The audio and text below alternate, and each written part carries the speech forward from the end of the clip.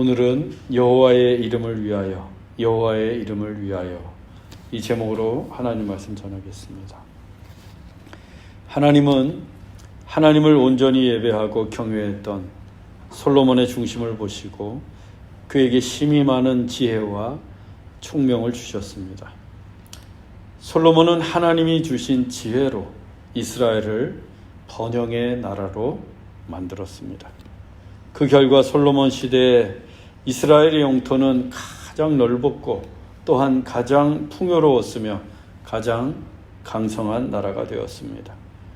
그리고 솔로몬의 최절정의 시기라고 할 수 있는 성전 건축의 시대가 도래하고 있습니다. 본문 1절입니다. 솔로몬이 기름 부음을 받고 그의 아버지를 이어 왕이 되었다 함을 두로 왕 히람이 듣고 그의 신하들을 솔로몬에게 보냈으니 이는 히람이 평생의 다윗을 사랑하였습니다. 두로의 왕 히람이 솔로몬이 아버지 다윗의 뒤를 이어서 왕이 되었다는 소식을 들었습니다. 그래서 신하들을 솔로몬에게 보냈어요. 왕이 된 솔로몬을 축하하기 위해 사절단을 보낸 것입니다. 그 이유가 뭔가? 이는 히람이 평생의 다윗을 사랑하였습니다. 히람이 다윗을 사랑했기 때문입니다. 그것도 평생에 다윗을 사랑했던 히람이었기에 다윗의 아들인 솔로몬이 왕이 되었다는 사실에 누구보다 축하하고 싶었던 거예요. 지도 한번 보겠습니다. 이 붉은색 경계가 솔로몬 시대의 이스라엘의 영토라고 했습니다. 그 붉은색 경계 왼쪽에 지중해를 끼고 핑크색으로 된 영토가 있어요. 그 영토가 바로 페니키아입니다. 페니키아. 성경에는 베니게라고 번역이 되었는데 오늘날 레바논 지역이에요. 그 베니게에서 가장 크고 강성한 도시가 바로 두로였습니다. 두로. 그 두로 위쪽에 시돈이 있고 또 그 위로 그발이 있는데 나중에 솔로몬이 그발 사람들로 하여금 성전 건축에 필요한 돌을 다듬게 합니다. 이 두로와 시돈과 그발은 그 시대의 도시국가였고 각각의 도시마다 왕이 있었는데 세력이 강한 나라의 속국이 되는 게 일반적이었어요. 히람이 두로의 왕이었을 때에는 그 세력이 강성해서 두로와 그발을 두로의 속국으로 두고 사실상 페니키아 전체를 히람이 다스리고 있었습니다. 이 지중해를 끼고 있는 두로는 해상무역과 상업이 매우 발달한 도시국가였습니다. 당시 두로가 가장 큰 배를 타고서 아프리카와 유럽을 왕래하며 교역했다는 역사적 기록도 있습니다. 또 두로와 시돈에는 나무들이 무수히 많았는데 특히 레바논의 백향목이 유명했어요. 보시면 알겠지만 이스라엘과는 국경을 길게 맞대고 있어서 전쟁이 흔하던 고대 시대에는 늘 긴장관계 속에 있었습니다. 그리고 상대 국가에서 새롭게 왕이 취임을 하게 되면 주도권을 잡기 위해서 갈등이 고조되기도 했어요. 그런데 두로의 왕 히람은 솔로몬이 이스라엘의 왕이 되었는데 오히려 사절단을 보내면서 솔로몬을 축하하고 있습니다. 히람이 솔로몬과 무슨 특별한 친분이 있었기 때문이 아니에요. 순전히 다윗 때문이었습니다. 평생의 다윗을 사랑했기 때문이에요. 이것은 히람과 다윗의 우정과 신뢰가 얼마나 돈독했는지를 보여주는 대목입니다. 이 다윗과 히람이 처음 알게 된 것은 다윗이 왕궁을 지을 때였어요. 그때 히람 왕이 레바논의 백향목과 목수와 석수를 보내서 다윗의 왕궁을 지어 주었습니다. 다윗이 고맙죠. 전쟁하기도 바빴는데 누가 대신 와서 다 왕궁을 지어 주었습니다. 그런데 다윗만 고마운 게 아니었어요.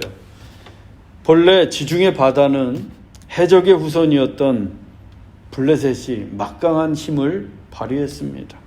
그래서 두로와는 이 블레셋이 늘 경쟁 관계에 있었고 해상무역과 바다의 패권을 놓고 두 나라 사이의 경쟁이 치열했습니다. 그런데 주로 피해를 입는 쪽은 두로였어요. 왜? 블레셋이 늘 강성했거든요. 그런데 다윗이 그 블레셋이 더 이상 해적질을 못하도록 제압해버렸습니다. 그 바람에 두로는 안전한 바닷길을 자유롭게 이용하면서 활발하게 해상무역을 했고, 그로써 아주 부유한 나라를 이루어가고 있었습니다. 당연히 히람으로서는 다윗이 너무나도 고마운 사람이었어요. 그렇게 다윗과 히람 두 사람은 서로가 서로에게 도움을 주면서 친구가 되었고, 두 사람의 우정과 신뢰가 국경을 맞댄 두 나라 사이에 평화도 이루고, 또 솔로몬에게까지 그 우정과 신뢰의 관계가 이어지게 되었습니다. 여러분, 이 우정과 신뢰의 밑바탕에서 정말 중요한 게 뭔가? 바로 존중입니다. 존중. 상대에 대한 존중이 필수예요. 상대의 형편이 어떠하든지 그 인격을 존중해야만 우정과 신뢰의 관계로 나아갈 수 있습니다. 존중이 없이는 우정도 없어요. 세상에 어떤 사람이 나를 무시하는 상대와 친구가 되고 싶어 하겠어요? 또 우정을 쌓아갈 수 있겠습니까? 만일 다윗이 자기의 힘만 믿고 군사력만 믿고서 히람을 깔보고 무시했더라면 그들의 우정은 성립할 수도 없었고 신뢰의 관계 또한 이룰 수 없었습니다. 다윗이 비록 당대 최강의 나라를 이룬 왕이었지만 히람을 진심으로 존중했고, 그런 다윗을 히람은 또한 평생에 사랑하게 되었습니다. 여러분, 우리가 한 교회 안에서 만나서 교인이 되었습니다. 한 지체의 관계를 이루었어요. 그렇다면 이제는 우리도 우정과 신뢰를 쌓아가야 합니다. 서로를 존중해야 되고 배려하고 섬기면서 사랑해야 합니다. 그래야 우리의 우정과 신뢰도 깊어져 가는 거예요. 그리고 그때에만 우리의 자녀, 우리의 가족, 우리의 친구들에게까지 우리의 우정과 신뢰가 이어져 갈 수 있어요. 점점 더 사랑으로 충만한 교회가 될 수 있다는 겁니다.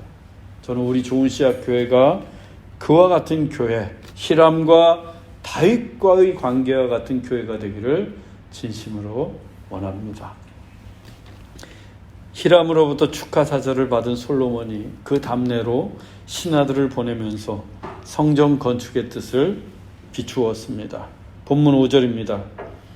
여호와께서 내 아버지 다윗에게 하신 말씀에 내가 너를 이어 내 자리에 오르게 할 내 아들 그가 내 이름을 위하여 성전을 건축하리라 하신 대로 내가 내 하나님 여호와의 이름을 위하여 성전을 건축하려 하오니. 본래 이스라엘의 성전 건축의 꿈을 꾸었던 사람이 누구예요? 다윗이었습니다. 다윗이 자신의 왕국은 번듯하게 지어놓았는데 하나님의 전은 여전히 모세가 지은 낡고 허름한 성막뿐이어서 늘 마음이 불편했고 하나님께 죄송했습니다. 그래서 성전을 지으려고 했어요. 그런데 하나님께서 안 된다라고 말씀하시는 거예요. 너를 이어 내 자리에 오르게 할 내 아들 그가 내 이름을 위하여 성전을 건축하리라.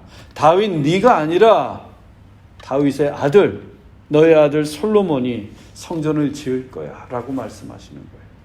그리고 그 이유에 대해서도 역대상에서 하나님께서는 네가 전쟁을 너무 많이 하고 피를 너무 많이 흘렸기 때문이다 라고 친절하게 설명까지 해주셨어요.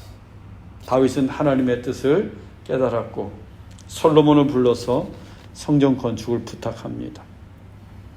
왕이 된 솔로몬은 마침 히람이 사절단을 보내자 답례 차원에서 신하를 보내면서 성전 건축 의사를 밝혔던 거예요. 이 솔로몬 시대는 전쟁이 없던 평화의 시대였어요. 태평성대의 시대였습니다. 이런 측면에서 보면 이 또한 하나님의 섭리가 분명합니다. 왜? 솔로몬은 성전을 지을 수 있도록 하나님께서 전쟁도 그쳐주셨고 그 손에 피도 흘리지 않게 만들어주셨기 때문이에요. 하나님께서 평화의 시대로 만들어주셨어요. 다윗은 직접 성전 건축을 못했지만 그 꿈마저 버린 것은 아니었습니다. 아들을 통해서 성전 건축의 꿈을 이루고 싶었어요. 그래서 다윗이 모든 재물을 준비합니다. 역대상 22장 2절로 5절입니다. 다윗이 이방 사람을 모으고 석수를 시켜 하나님의 성전을 건축할 돌을 다듬게 하고 또 문짝 못과 거멀못에 쓸 철을 많이 준비하고 또 무게를 달 수 없을 만큼 심이 많은 놋을 준비하고 또 백향목을 무수히 준비하였어. 하나님이 야 네가 짓는 거 아니야. 아들이 짓는 거야. 너는 지을 수 없어. 라고 말씀하시면 그냥 끝내야 되잖아요. 보통 사람 같으면. 성전 건축의 꿈을 접습니다. 하나님이 나에게 허락하시지 않았으니까. 그런데 다윗은요. 성전 건축의 꿈을 버리지 않았어요. 내 당대에 성전을 짓지 못하더라도 성전을 지을 수 있도록 그 길을 열어주었습니다. 그래서 돌 다듬는 데 능숙한 이방인들을 석수로 고용해서 성전을 건축할 돌을 다듬게 했어요. 또 문짝에 쓸 못과 거멀못, 이 거멀못은 나무와 나무를 연결하는 꺽쇠를 가리킵니다. 그 꺽쇠에 쓸 철도 많이 준비했어요. 놋은요 무게를 달 수 없을 만큼 많이 준비했고 또 백향목도 무수히 많이 준비했어요. 꿈이 있는 사람이 준비하는 거예요.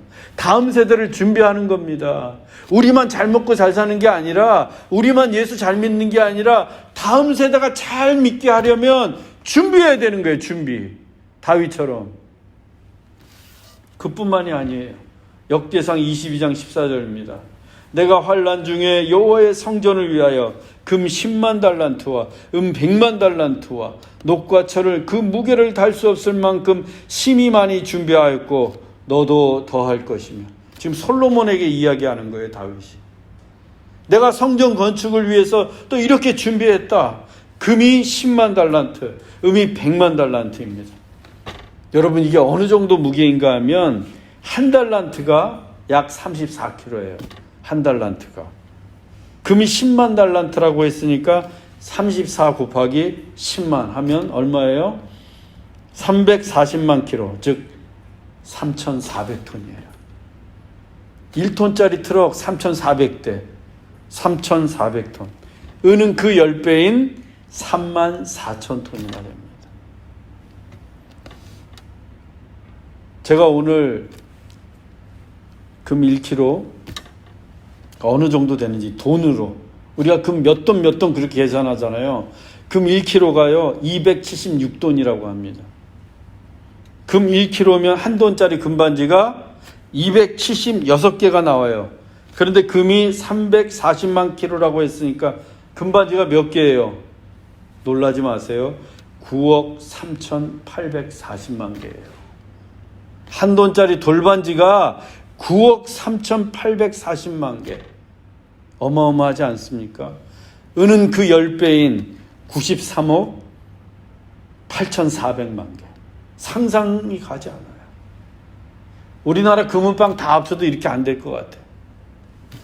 게다가 놋과 철은 그보다도 힘이 많아서 무게를 달 수 없다고 그랬어요. 즉 100만 달란트 이상이란 겁니다.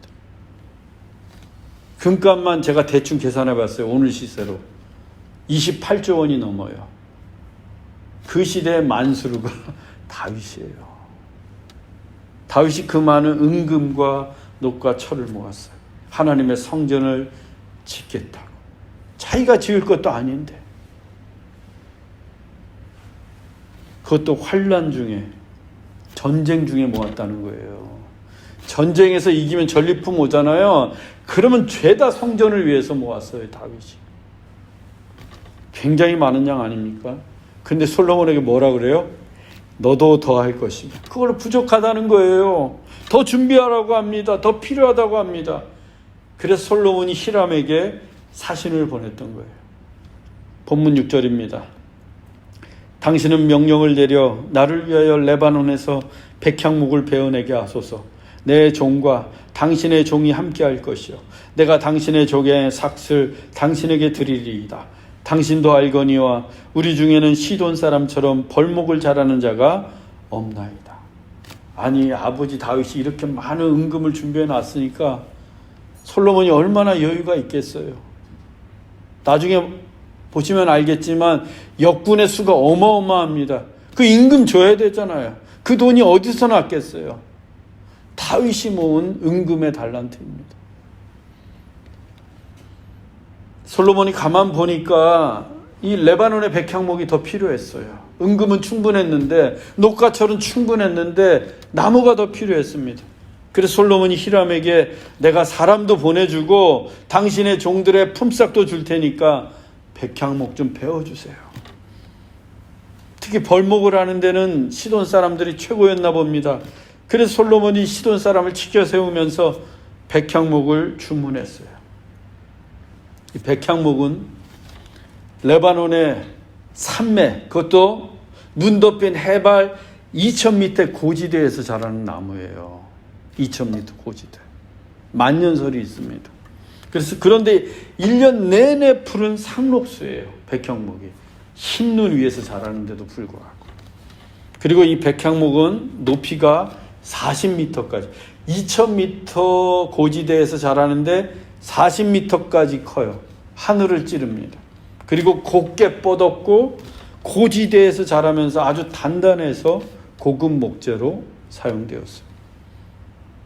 그리고 이 백향목에는 수피에 송진을 내는데 그 송진 냄새가 향기가 매우 향기롭고 좋아서 이름도 백향목, 향기가 너무 좋아서 그렇게 지었어요.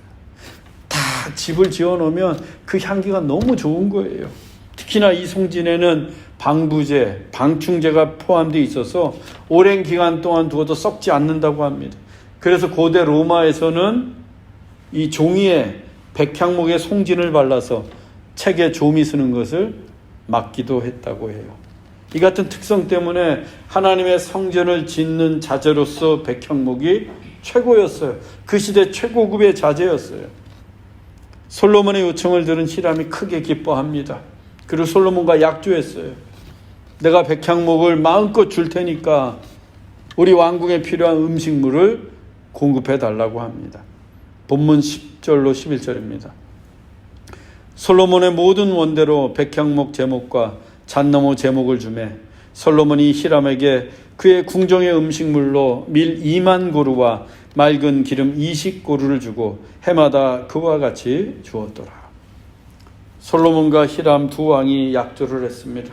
그래서 히람은 솔로몬이 원하는 만큼 백향목과 잣나무를 주었고 또 솔로몬은 히람에게 궁정에 필요한 음식물을 주었어요.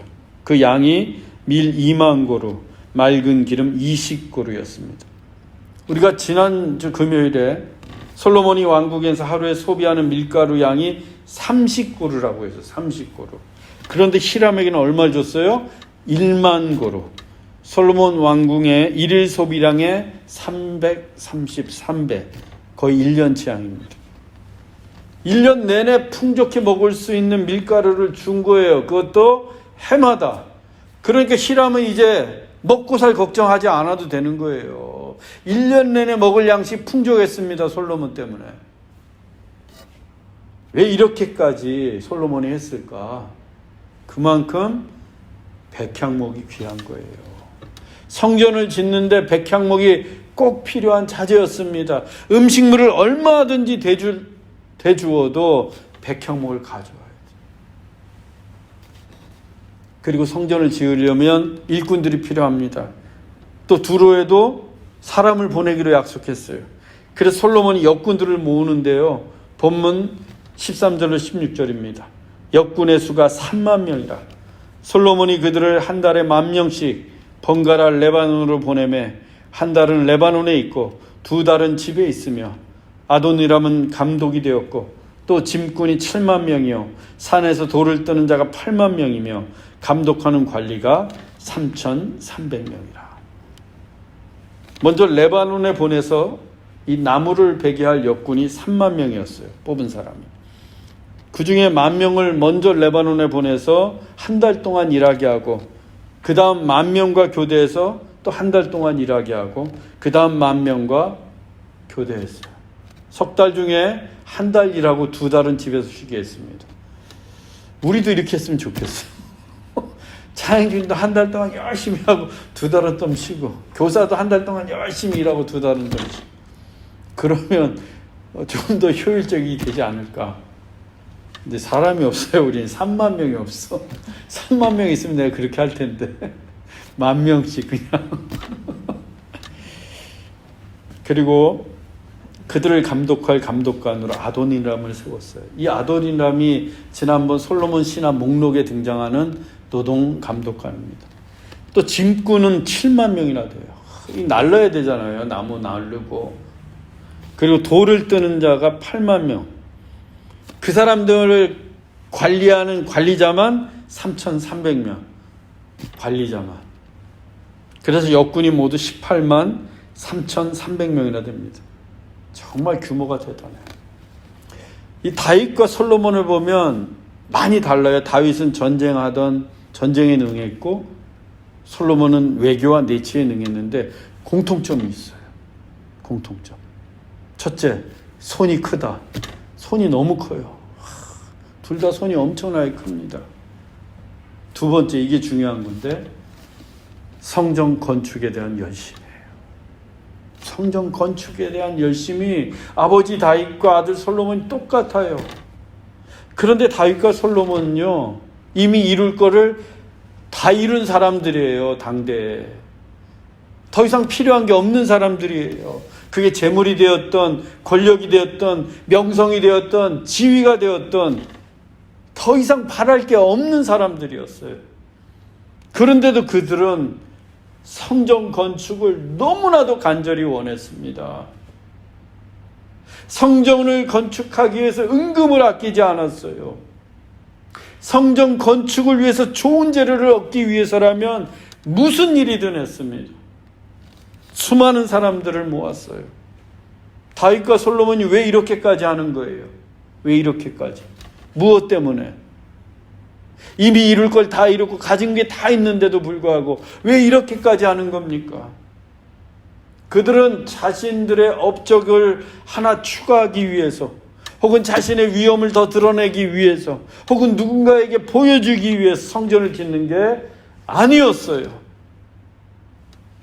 본문 5절입니다. 내 하나님 여호와의 이름을 위하여 성전을 건축하려 하오니. 그들이 성전을 건축하는 목적은 단 하나였어요. 여호와의 이름을 위하여. 그들은 여호와의 이름을 위하여 성전을 건축하는 것입니다. 성전을 건축하는데 그들의 이름은 어디에도 없어요. 오직 여호와의 이름을 위하여 성전을 건축합니다. 여호와의 이름에 합당한 영광을 돌리고, 여호와의 이름을 즐거이 부르고, 여호와의 이름을 높이기 위해서 그들은 성전을 건축하려는 거예요. 즉 성전 건축의 초점도 예배였습니다. 예배. 우리 교회는 또다시 정해진 장막 없이 임시 처소에서 예배를 드리고 있어요. 저라고 해서 왜 안정적인 예배당, 이왕이면 교회도 건축하고 싶다, 이런 생각이 들지 않겠습니까? 저라고 해서 하루에도 수십 번씩 들 때가 있어요. 저뿐만이겠습니까? 우리 교인들도 같은 마음일 거예요. 그런데 오늘 우리가 아주 중요한 메시지를 받았습니다. 그 예배당은 우리를 위한 처소가 아니라는 거예요. 우리를 위한 건축도 아니라는 거예요. 우리 편하자고 교회를 건축하는 게 아니라는 겁니다. 여호와를 위하여, 여호와의 이름을 위하여 예배당을 건축하는 것이고, 여호와의 이름을 위하여 예배당을 찾는 거예요. 오늘 이곳 센터도 여호와의 이름을 위하여 우리가 모이는 겁니다. 그렇게 여호와의 이름을 위하여 우리가 모이고, 또 다윗과 솔로몬처럼 예배에 대한 열심을 가지고 가장 좋은 것으로 헌신을 아끼지 않는다면 하나님께서 분명 우리에게도 여호와의 이름에 합당한 예배당, 그 처소를 허락해 주실 거예요. 사랑하는 형제자매 여러분, 다윗과 솔로몬처럼 예배에 대한 열심이 있기를 바랍니다.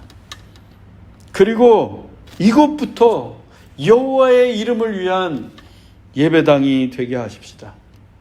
그리고 더 나아가 여호와의 이름을 높이고 여호와의 이름에 합당한 예배당을 구하십시다.